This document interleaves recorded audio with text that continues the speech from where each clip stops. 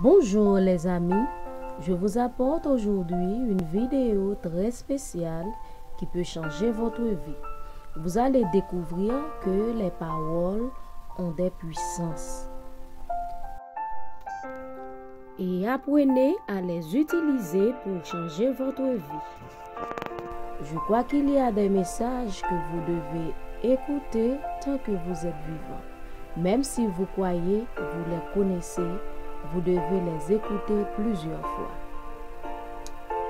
La puissance des mots ou le pouvoir des mots. Les mots sont comme des graines que nous semons. Lorsque nous disons quelque chose, nous semons une graine qui va ensuite prendre vie. Tout ce que nous proclamons de notre bouche peut, à un moment donné, devenir réalité. Vous n'en avez peut-être pas encore conscience, mais vous prophétisez sans cesse sur votre avenir, que ce soit sur votre lendemain ou sur l'année suivante. Vos mots influent votre futur. Si vos paroles sont négatives et remplies de mauvaises choses, vous attirez le négatif sur votre vie. Et tôt ou tard, vous serez amené à vivre ces mêmes paroles qui sont sorties de votre propre bouche. La bonne nouvelle est qu'en vous nourrissant de la parole de Dieu et en la proclamant, vous pouvez aussi bénir votre vie et changer le cours de votre existence. Nous vivons tous des difficultés.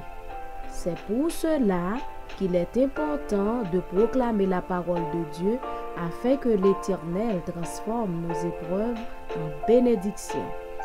Rappelez-vous que vos mots sont comme des graines.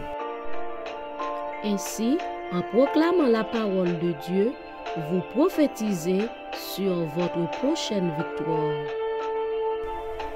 Nous sommes tourmentés par ce que nous vivons, notre quotidien et nos pensées humaines sont bien souvent éloignées de ce que dit la parole de Dieu. Mais lorsque nous regardons à la parole de Dieu, nous voyons combien elle est bonne.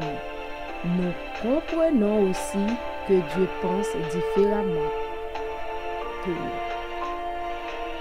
C'est pour cela que dans chaque situation, il est bon que nous nous appuyions sur la parole de Dieu et que nous la proclamions.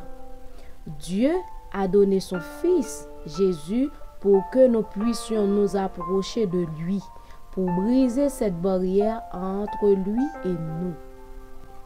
Face aux paroles négatives, le Seigneur nous interpelle directement. La Bible nous dit dans le livre Jacques chapitre 3, le verset 10, « De la même bouche sortent la bénédiction et la malédiction. Il ne faut pas, mes frères, qu'il en soit ainsi. » Ce verset nous montre combien nos paroles sont puissantes et combien nous devons y faire attention. Nous devons mettre une garde devant notre bouche, car certaines de nos paroles peuvent être destructrices et porteuses de malédiction. Trop souvent, les personnes, y compris les chrétiens, parlent à tort et à travers. Cela reflète une chose: nous ne mesurons pas le poids de nos paroles, ni les conséquences qu'elles peuvent avoir dans notre vie ou celle de notre entourage. C'est ainsi que beaucoup de personnes traversent des difficultés. Leurs paroles négatives se sont réalisées. Le livre des Proverbes nous enseigne concernant les mots. Dans le chapitre 18, le verset 21, nous lisons ceci: « La mort et la vie sont au pouvoir de la langue. » C'est pour dire qu'avec des mots, nous pouvons faire pleurer et faire rire. Avec des mots, nous pouvons construire et détruire. Avec des mots, nous pouvons apporter la vie ou la mort. Il y a un véritable pouvoir dans les mots. Qui dit un véritable pouvoir, dit un véritable danger. C'est pourquoi la maîtrise de la parole doit être un enseignement indispensable à chaque chrétien. Beaucoup d'enfants de Dieu vivent des difficultés parce qu'ils disent des choses qu'ils ne devraient pas dire.